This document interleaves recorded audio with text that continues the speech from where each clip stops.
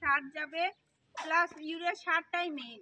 Urea সার করে কি ওই বন্ধনটা ভেঙে আপনার কি করে ওই বন্ধনটাকে খুলে দেয়, গিটটাকে খুলে দেয়, ওখান থেকে পুষ্টিটা চলে আসে।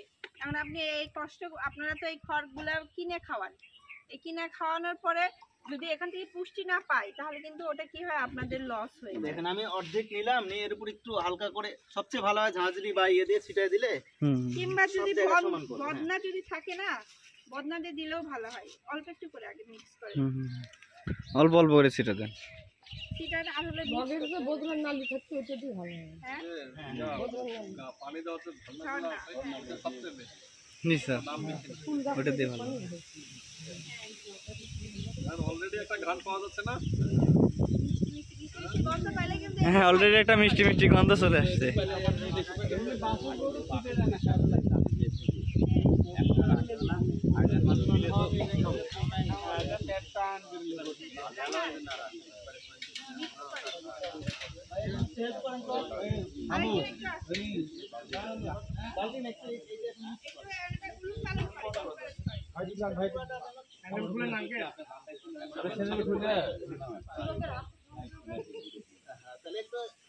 বসেন না একজন দেখি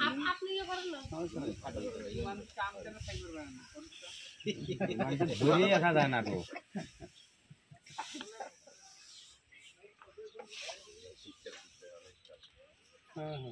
ওই জায়গাতে একটা পলিথিন ঢুকেছে, পলিথিন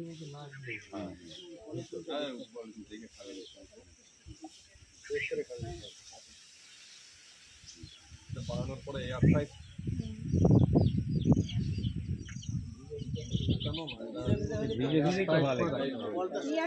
এটা আপনার এটা ছিটাবে, ছিটানোর পরে এটা আধা ঘন্টা সময়টা একটু রাখতে হবে যেন ওই যে ওটা ফলটা যেন ওটা শুষে খায়। কারণ কি আপনার এখন মনে হবে যে পানি বেশি হয়ে গেছে, আসলে কিন্তু পানি বেশি হয়নি, এটা শুকনা জিনিস, যার কারণে মাখা মাখা হইতে সময় লাগবে। প্লাস আবার ইউরিয়া সারের একটা ধক আছে, সেই ধকটাও দেখা গেছে যে আধা ঘন্টা পরে থাকবে না। এই প্লাস্টিকটা দূরে ফেলাই দেন।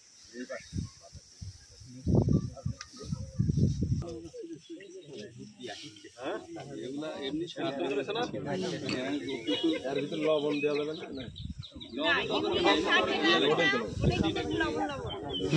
লবণ দেওয়া যাবে না, ইউরিয়া সার বাইরে আর কোনো দেওয়া যাবে না। হ্যাঁ এটার বাইরে আপনি যদি দিতে চান তাহলে আপনি ইয়ে দিতে পারেন, ভুসি দিতে পারেন।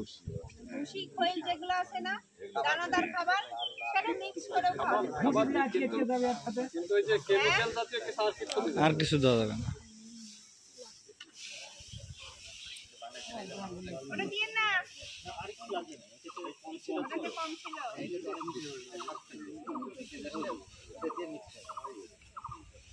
কঠিন সুন্দর একটা মিষ্টি গন্ধ আছে সেরকম। লালি না